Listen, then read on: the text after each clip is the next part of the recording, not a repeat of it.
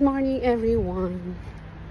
Punta na naman ako sa family doctor ni Lolo. Lagi na lang family doctor.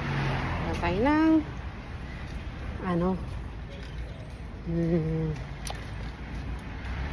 prescription ng kanyang mga gamot. Loading si Chino. Ay, iniwan ko na siya. Hindi ko na siya sinama kasi alam yun na. Sabi ko, ako na lang pupunta sa doktor mo. Kukuha lang naman ng prescription. So, lapit lang naman para mas mabilis. Lapit. Ayun.